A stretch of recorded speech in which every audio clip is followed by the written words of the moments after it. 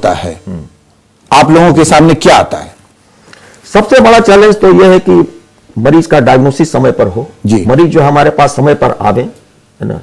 दूसरा यह है कि मरीज को जो हम दवा जो देते हैं वो उसके प्रति कंप्लायंट रहते हैं कि नहीं रहते हैं। आपको यहां बता दें कि टीबी के मरीज जो है यदि अर्ली स्टेज में उनका डायग्नोसिस हो जाता है तो 1 महीना 2 महीना दवा चलने के बाद वो अपने को बहुत अच्छा फील करने लगते हैं, है ना।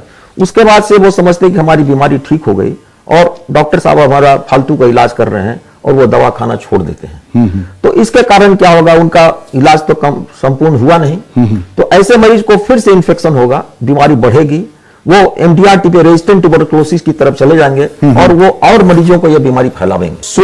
ये दो बहुत बड़ा चैलेंज है। सूर्य प्रकाश जी से जान लें कि जहां आपकी सीमाएं खत्म होती हैं वहां सिविल सोसाइटी की सीमा शुरू होती है। तो अगर डायग्नोसिस हो गया है ना कि ये टीबी है, तो फिर आपकी भूमिका होती है कि आप उनको किस तरीके से परसू करते हैं, उनको किस तरीके से मोटिवेट करते हैं कि वो, जैसा डॉक्टर साहब ने बताया कि कहते हैं ठीक हो गए, और उनका सपोर्ट कैसे मिले, आप इसके लिए क्या प्रयास करते हैं? एक बार अस्पताल से जब डॉक्टर साहब लिख देते हैं आरएनटीसीपी के प्रोटोकॉल्स के द्वारा जो कि मरीज को टीबी डायग्नोस हो गया जी जी, तो उसमें आरएनटीसीपी के द्वारा कई सारे कैटेगरीज होते हैं। जी, टीबी मरीज को कैटेगरी 1, जिसको पहली बार टीबी हुआ है उनको कैट 1 लगता है, उनको दूसरी बार टीबी हुआ है उनको कैट 2 लगता है। तो जब एक बार सरकारी डॉक्टर के द्वारा ये तय हो जाता है कि मरीज को कौन सा कैटेगरी में टीबी घोषित किया गया है, तो एक हमारी जो प्राथमिक चीज होती है, हर कैटेगरी जो भी टीबी निकलता है उसके लिए अलग से आरएनटीसीपी जो डॉट्स का जो पद्धति है इलाज के लिए, टीबी के इलाज के लिए, तो उनके लिए अलग डब्बा होता है, उसको हम लोग कहते हैं पेशेंट वाइज बॉक्स। मतलब एक मरीज के लिए एक डब्बा ही है वो चलेगा, एक निर्धारित डब्बा होता है जो कि एक मरीज के लिए, एक टीबी रोगी के इलाज के लिए होता है। तो हमारा सबसे प्रथम कार्य होता है कि हम ये सुनिश्चित करें कि वो पेशेंट वाइज बॉक्स जो है बिल्कुल समय के अनुसार जिस तरीके से डायग्नोसिस हुआ उसके 4 या 5 दिन के अंदर वो पेशेंट वाइज बॉक्स निकल जाए, और फिर किसी डॉट्स प्रोवाइडर जो कि ट्रेंड डॉट्स प्रोवाइडर होते हैं, हमने अपने क्षेत्र में हमारे अपने स्टाफ जो हैं वो तो है ही, उनके अलावा जो एनआरएचएम के द्वारा आशा बहन है जी, हाँ, बिल्कुल, उनको भी डॉट्स की ट्रेनिंग दी हुई है, जो डॉट्स प्रोवाइडर की।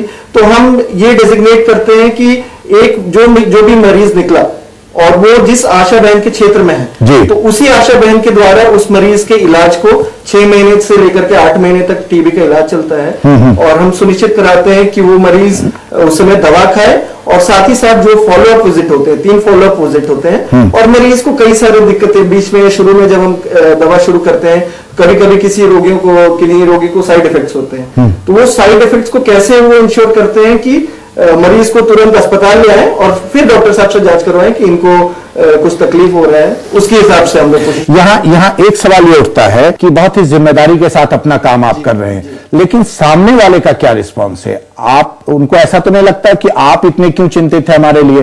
क्या रिस्पांस है सोसाइटी के अंदर? क्योंकि जब तक अगले का आपको सहयोग नहीं मिलेगा तो आप कुछ भी कहते रह जाएं, वो दवा नहीं खाएंगे या चीजों को सीरियसली नहीं लेंगे, तो कैसा रिस्पांस है? जी राजेश जी, ये बिल्कुल सही बात आपने उठाई कि हम जब भी किसी क्षेत्र में जाते हैं तो क्यों लोग हम पे विश्वास करेंगे? हम तो उनके पास जा रहे हैं, वो हमें पहले देखे भी नहीं होते। लेकिन जब आपको बताते हैं कि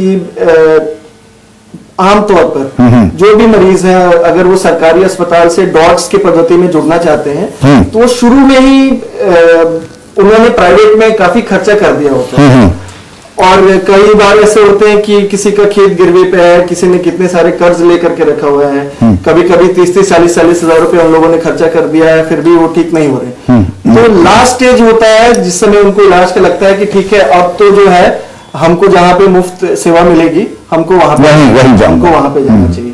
और हमारी कोशिश यही रहती है कि जो भी मरीज हमसे जुड़े, हमारे पास आए या हम जिन तक पहुंचते हैं, हम लोग चूंकि क्षेत्र में काफी सघन अभियान भी चलाते हैं मरीजों को खोजने के लिए, तो हम उनको ये सुनिश्चित करते हैं कि आपका जो भी इलाज होगा वो बिल्कुल अच्छे सुनिश्चित ढंग से होगा, पूरा दवा और जितनी जांच होती है जो नियम के अनुसार वो आप तक पहुंच पाएगी। आप जो भी प्रोग्राम करते हैं उसमें जनरल पब्लिक को भी बुलावें और आप क्या करने जा रहे हैं, जो डॉट्स प्रोवाइडर हैं, जो दवा जो देने जा रहे हैं, उसका क्या असर है, बढ़िया असर है, क्या उसका खराब असर है, इसके बारे में उनको जानकारी दें, है ना। वो अपने अपने पूरे मोहल्ले में फैलावेंगे।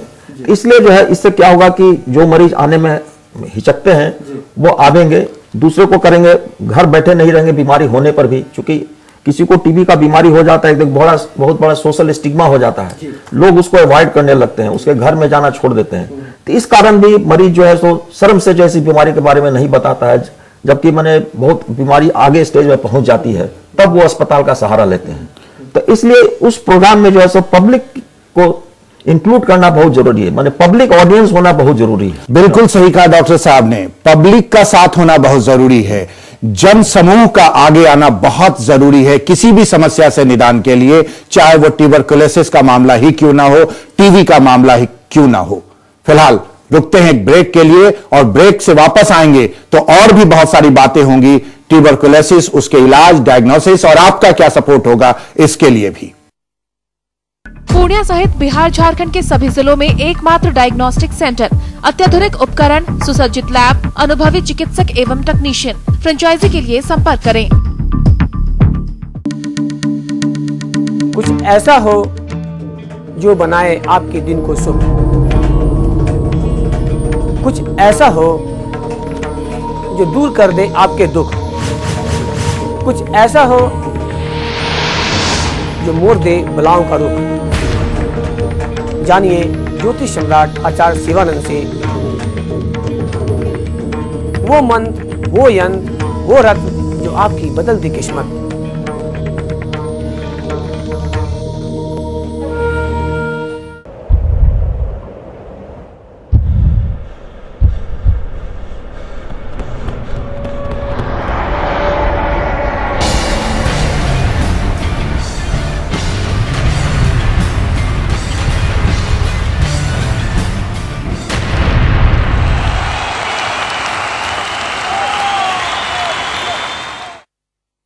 ब्रेक के बाद एक बार फिर से आपका स्वागत है।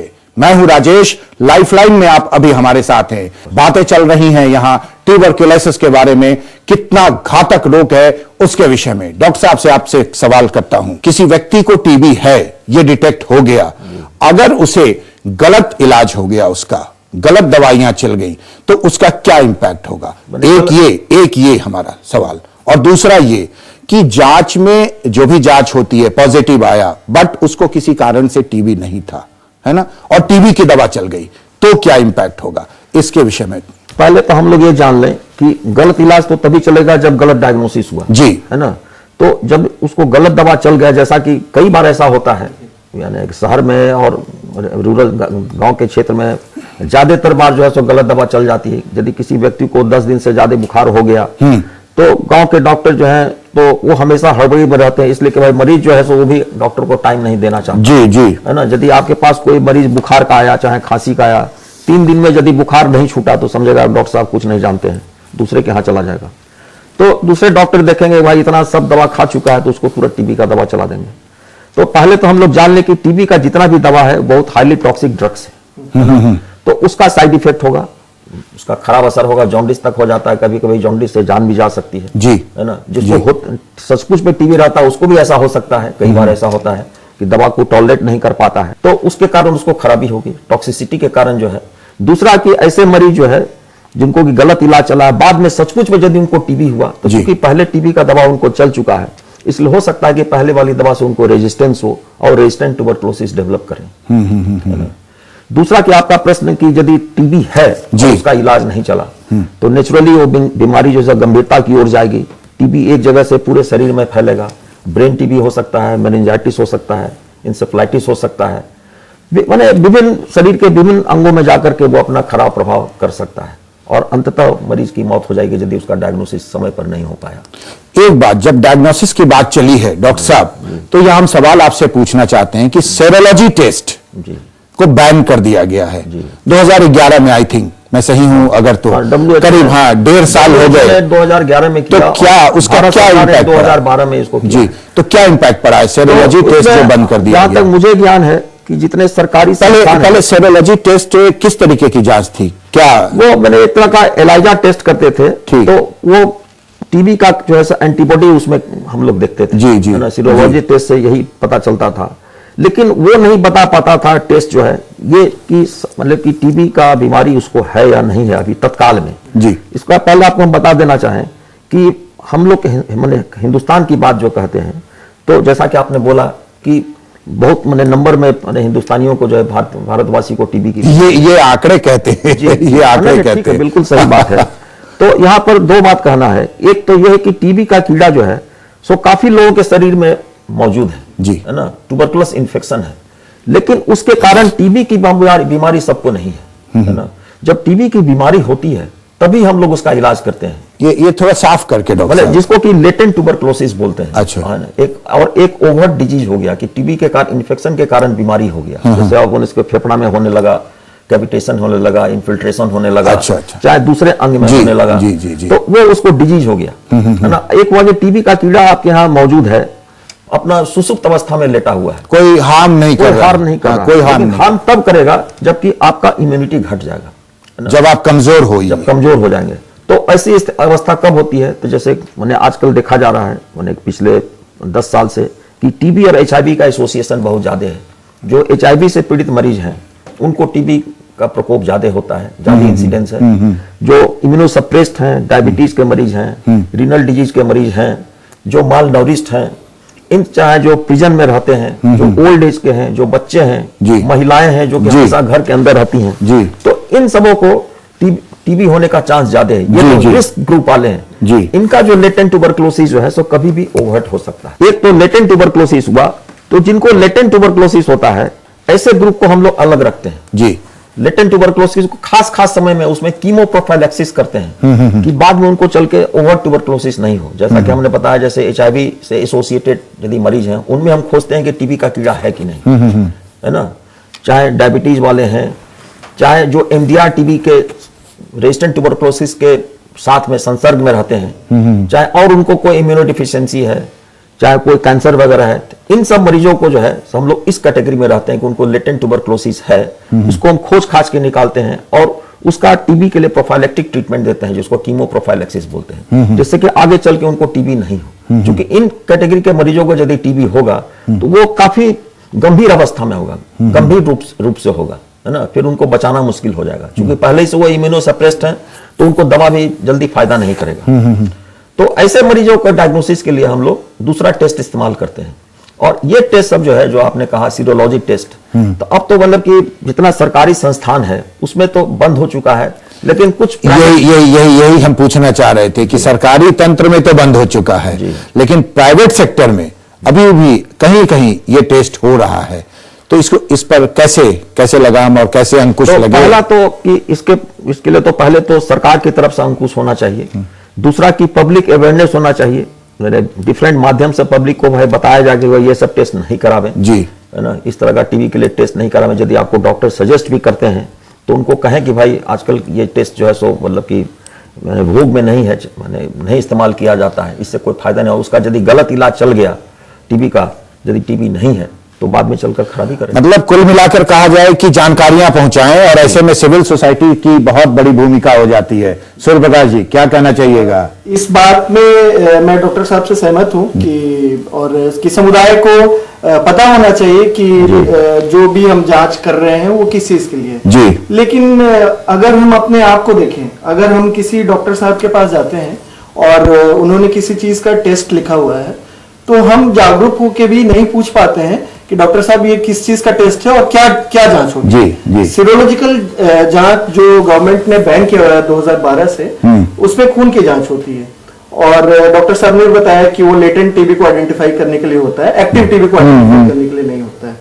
तो नहीं, एक्टिव टीबी को आइडेंटिफाई करने के लिए है, माने उसमें डिफरेंशिएट करना मुश्किल हो जाता है, काफी मुश्किल होता है। एक्टिव ट्यूबरकुलोसिस के डायग्नोसिस के लिए ही जो है सो हम वो टेस्ट वो लोग कराते हैं, लेकिन वो आइडेंटिफाई नहीं कर पाता है कि ये एक्चुअली में टीबी अभी है कि नहीं, है ना, लेटेंट फॉर्म में है कि ओवर्ट फॉर्म में, है ना, ये डिफरेंशिएट करना मुश्किल हो जाता है। लेकिन बात यहाँ पे होती है कि अगर हम देखें तो 50% रोगी जो हैं, लगभग 50% रोगी जो हैं वो प्राइवेट से टीबी का इलाज कराते हैं। आरएनटीसीपी की पहुंच अभी जो है वो अगर बिहार में साल में लगभग 1,80,000 होता है, जी। और उसमें से 75,000 पिछले साल लगभग 75,000 रोगियों को आरएनटीसीपी द्वारा सरकारी जांच मुहैया करें। सरकार में वो पहुंच रहे हैं तो वहां तो सेरोलॉजिकल टेस्ट नहीं होगा। हमारे पास बचता है कि बाकी 50% जनता कहां जा रही है। यही बात तो बाकी 50% जनता अगर प्राइवेट प्रोवाइडर के पास जा रही हैं और उनको ये बैन तो लागू हुआ है, लेकिन अभी भी हम ये नहीं कह सकते हैं कि कंप्लीटली पूरी तरीके से ये बंद कर दिया, रिकमेंड नहीं करते हैं। हम जब फील्ड में जाते हैं और जो रोगी हमारे पास आते हैं तो हम जब उनके प्रिस्क्रिप्शन को देखते हैं तो बहुत कम रोगियों में कहीं ये लिखा होता है कि डायग्नोज विद टीबी का दवा लिखा होता है, लेकिन डायग्नोज विद टीबी प्राइवेट में कहीं पे नहीं लिखा जाता है। तो मुझे लगता है कि जहां कहीं भी है जागरूकता लोगों से ज्यादा, क्योंकि कोई भी गरीब आदमी है या जिसको टीबी है, जब डॉक्टर साहब ने इलाज लिख दिया तो वो डॉक्टर को भगवान मान के चलते हैं और वो कभी ये नहीं चाहेंगे कि डॉक्टर साहब ने जो जांच लिखा उसको हम कैसे ना करें। तो यहाँ पे होता है कि आरएनटीसीपी सरकार और जो सिविल सोसाइटी है मिल करके कैसे हम लोग डॉक्टर्स के साथ जो प्राइवेट प्रैक्टिस कर रहे हैं उनके साथ डायलॉग करें, ताकि जो अभी भी थोड़ा बहुत जो सेरोलॉजिकल जांच कहीं पे हो रहा है उस पे हम लोग थोड़ा अंकुश लगाने को। बिल्कुल सही कहा कि बातचीत से ही नए रास्ते के द्वार खुलते हैं और बातचीत होनी चाहिए। और सरकार ने जिन जांच को बंद कर दिया है, आपकी भी ये रिस्पॉन्सिबिलिटी है कि आप वैसे जांच को ना करें, और डॉक्टर्स की भी रिस्पॉन्सिबिलिटी है कि अगर कोई पेशेंट या कोई मरीज या कोई आदमी इस तरीके की सेरोलॉजिकल जांच की रिपोर्ट लेकर जाता है तो उसके आधार पर दवा न लिखें। मिलते हैं छोटे से ब्रेक के बाद। आइए सर, ये आपका दीवाने खास, ये आपका सिंहासन, ये आपका पिए, ये आपका एम्बुलेंस नंबर। एम्बुलेंस का बिनवा इतना बड़ा है तो जिम्मेदारी बढ़ेगी, जिम्मेदारी बढ़ेगी तो वर्कलोड बढ़ेगा, वर्कलोड बढ़ेगा तो टेंशन बढ़ेगा, टेंशन बढ़ेगा तो एम्बुलेंस। ये तो प्रॉब्लम है, सोल्यूशन भी है सर। तेल नहीं सर, नवरत्न तेल, टेंशन का रामबाण इलाज खोपड़िया में लगाइए, टेंशन फ्री हो जाइए। 9 आयुर्वेदिक जड़ी बूटियों वाला नवरत्न तेल रोज का सर दर्द, थकान और टेंशन हटाए, ठंडा ठंडा कूल कूल बनाए। आप ट्राई कीजिए, टेंशन जाएगा, पेंशन ले लें। भारत की रगों में तोड़ते हैं, रास्तों को मंजिलों से जोड़ते हैं, देश की जुबां पे स्वाद रखते हैं, पत्थरों में हाथों से जान भरते हैं। भारत के मजबूत हाथ, हम सब हैं एक साथ, भारत के मजबूत हाथ। बंजर ज़मीं पे फसल उगा दे, जिंदगी लोहे को फौलाद हाथ पिघला दे। उंगलियों में कारीगरी की जादूगरी है, जिंदगी की गलियां हाथों ने रंगी है, भारत के मजबूत। इन हाथों को मिलेगी रोजगार और इलाज की सुरक्षा और एक चैन की जिंदगी। हर हाथ शक्ति, हर हाथ तरक्की।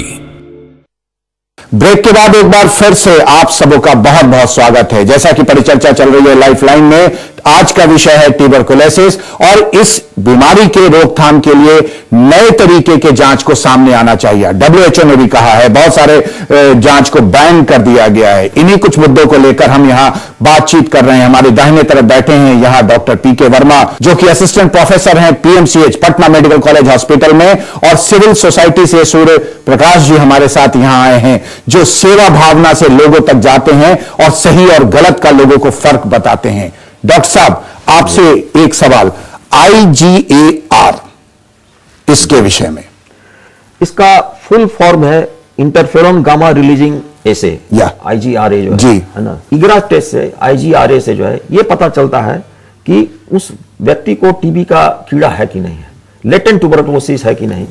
तो अभी हमने बताया था कि कुछ सर्टेन ग्रुप्स ऑफ पेशेंट्स हैं जिसमें हमें डायग्नोज करना होता है कि वो मतलब उनको लेटेंट ट्यूबरकुलोसिस यदि है तो फिर उसको हम कीमोप्रोफाइलैक्सिस करेंगे। अदरवाइज उनको यदि लेटेंट ट्यूबरकुलोसिस नहीं है, जैसे कि बताया हमने कि जो एड्स से, HIV से ग्रसित जो मरीज हैं, डायबिटीज वाले हैं, माल न्यूरिस्ट हैं, मतलब वैसे डिजीज जिसमें इम्यूनिटी कम हो जाती है, हाँ, सप्रेस्ड है, उन लोगों के डायग्नोसिस के लिए जो है ये काम आता है। लेकिन इसको आजकल जो है सो लोग टीबी के डायग्नोसिस के लिए करने लगे हैं। तो टीबी के डायग्नोसिस के लिए और आजकल बेहतरीन जांच निकल गए हैं, उसका इस्तेमाल करना चाहिए, बल्कि इसको छोड़ करके आइग्रा टेस्ट का जो है। लेकिन हम यहाँ सवाल पूछते हैं और ये बातें उठती हैं कि IGAR टेस्ट जो है इससे मरीजों की संख्या में कमी आई है या कितनी कमी आई है, ये हम आपसे पूछना चाहते हैं, क्योंकि आप लगातार ऐसा कोई हम लोग के पास फिगर नहीं है कि IGR टेस्ट करने से हम लोग को पता चले कि टीबी का संख्या बढ़ा है कि घटा है। जिससे हम लोग का अभी तक इस तरह का कोई स्टडी नहीं है IGR टेस्ट कर करके। तो जनरली ये लेटेंट ट्यूबरकुलोसिस के डायग्नोसिस के लिए ही किया जाता है। अगला सवाल WHO से, वर्ल्ड हेल्थ ऑर्गेनाइजेशन।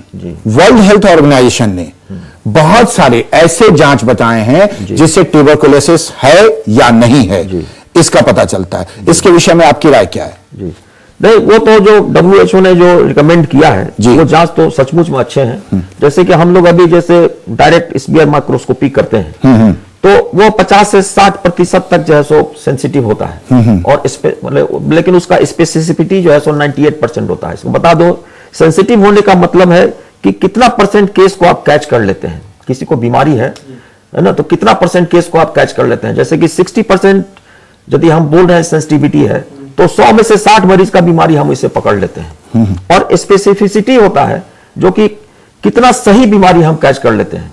98% स्पेसिफिसिटी कहने का मतलब हुआ कि 100 में 98 आदमी का यदि हमने पॉजिटिव माना है तो वो सचमुच में सही है। 2% जो है उसमें फॉल्स पॉजिटिव हो सकता है।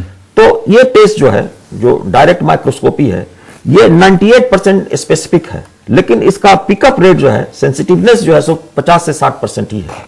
तो बाकी 40% केस छूट जाते हैं। वो स्पुटम स्पीयर नेगेटिव है, हो सकता है उनको भी ट्यूबरकुलोसिस हो, हम लोग नहीं कैच कर पाए, स्पुटम स्पीयर नेगेटिव है। तो ऐसे मरीजों को डायग्नोसिस के लिए मरीज ने 2 दिन तक अपना खखार दिया और उसको जांच के लिए ले जाया जाता है। उसको स्टेनिंग किया जाता है, जील निल्सन स्टेनिंग कर करके उसको माइक्रोस्कोप पर देखा जाता है। तो इसमें इंडिविजुअल वेरिएशन काफी है, पहला चीज। दूसरा कि यदि टेक्नीशियन जो है सो उतना ट्रेंड है या नहीं, या नंबर ऑफ पेशेंट से ओवरवेल्म्ड हो गया तो वो गलत डायग्नोसिस नहीं दे पाएगा।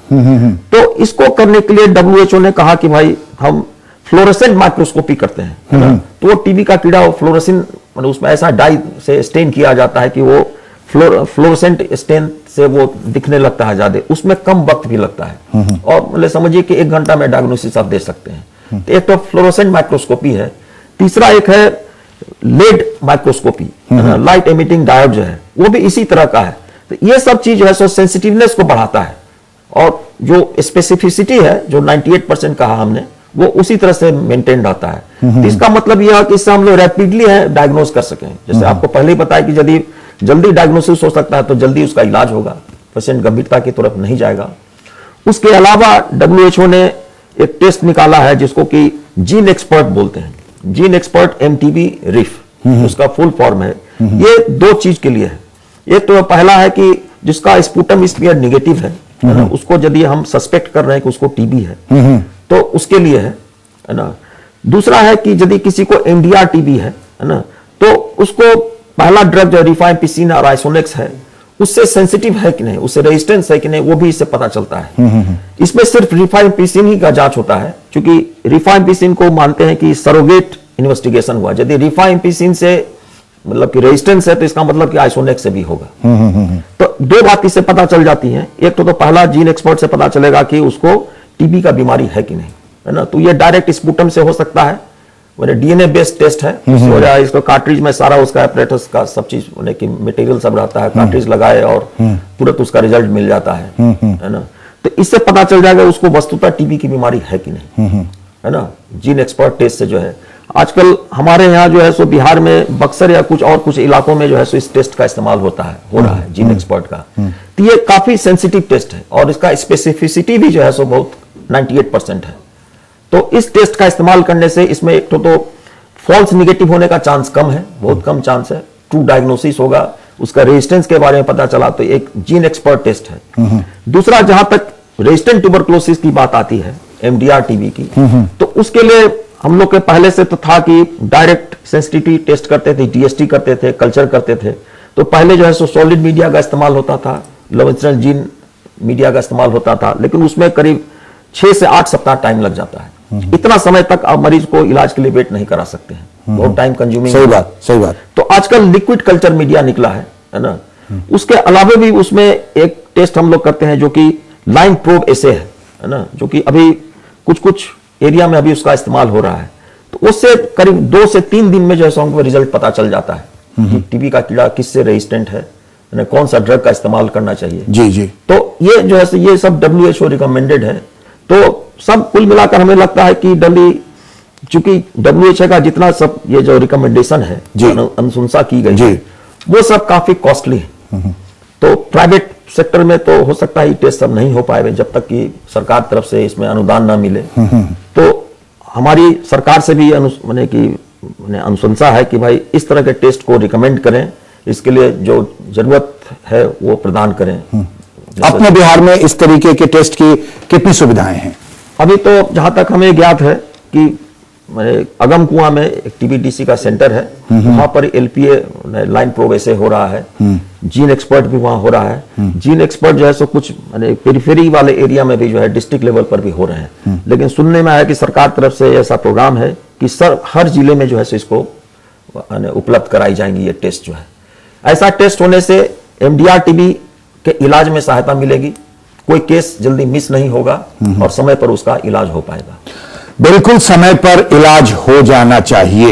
आफ्टर ऑल हमारे लाइफ का सवाल है, जिंदगी का सवाल है।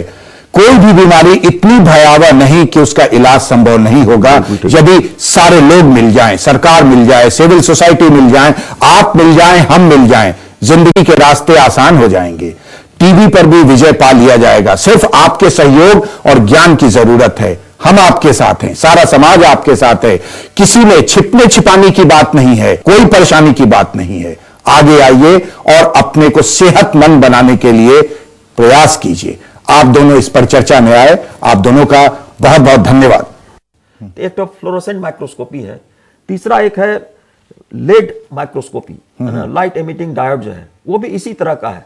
तो ये सब चीज जो है सो सेंसिटिवनेस को बढ़ाता है और जो स्पेसिफिसिटी है जो 98% कहा हमने, वो उसी तरह से मेंटेन रहता है। तो इसका मतलब यह है कि इससे हम लोग रैपिडली है डायग्नोज कर सकें। जैसे आपको पहले ही बताया कि यदि जल्दी डायग्नोसिस हो सकता है तो जल्दी उसका इलाज होगा, पेशेंट गंभीरता की तरफ नहीं जाएगा। उसके अलावा WHO ने एक टेस्ट निकाला है जिसको कि जीन एक्सपर्ट बोलते हैं, जीन एक्सपर्ट MTB रिफ उसका फुल फॉर्म है। ये 2 चीज के लिए है। एक तो पहला है कि जिसका स्पूटम स्मीयर निगेटिव है ना, उसको यदि हम सस्पेक्ट कर रहे हैं कि उसको टीबी है तो उसके लिए है ना। दूसरा है कि यदि किसी को MDR TB है ना, तो उसको पहला ड्रग जो रिफाइम्पिसिन और आइसोनेक्स है उससे सेंसिटिव है कि नहीं, उससे रेजिस्टेंस है कि नहीं, वो भी इससे पता चलता है। इसमें सिर्फ रिफाइम्पिसिन ही का जांच होता है, क्योंकि रिफाइम्पिसिन को मानते हैं कि सरोगेट इन्वेस्टिगेशन हुआ। यदि रिफाइम्पिसिन से मतलब कि रेजिस्टेंस है तो इसका मतलब कि आइसोनेक्स से भी होगा। तो 2 बात इससे पता चल जाती हैं। एक तो पहला जीन एक्सपर्ट से पता चलेगा कि उसको टीबी का बीमारी है कि नहीं, है ना। तो ये डायरेक्ट स्पूटम से हो सकता है, DNA बेस्ड टेस्ट है, उससे हो जाएगा। इसको कार्ट्रिज में सारा उसका एपरेटस का सब चीज की मटेरियल सब रहता है, कार्ट्रिज लगाए और तुरंत उसका रिजल्ट मिल जाता है ना। तो इससे पता चल जाएगा उसको वस्तुतः टीबी की बीमारी है कि नहीं। कोई भी बीमारी इतनी भयावह नहीं कि उसका इलाज संभव नहीं होगा यदि सारे लोग मिल जाएं, सरकार मिल जाए, सिविल सोसाइटी मिल जाए, आप मिल जाएं, हम मिल जाएं, जिंदगी के रास्ते आसान हो जाएंगे। टीबी पर भी विजय पा लिया जाएगा। सिर्फ आपके सहयोग और ज्ञान की जरूरत है। हम आपके साथ हैं, सारा समाज आपके साथ है। किसी में छिपने छिपाने की बात नहीं है, कोई परेशानी की बात नहीं है। आगे आइए और अपने को सेहतमंद बनाने के लिए प्रयास कीजिए। आप दोनों इस पर चर्चा में आए, आप दोनों का बहुत बहुत धन्यवाद।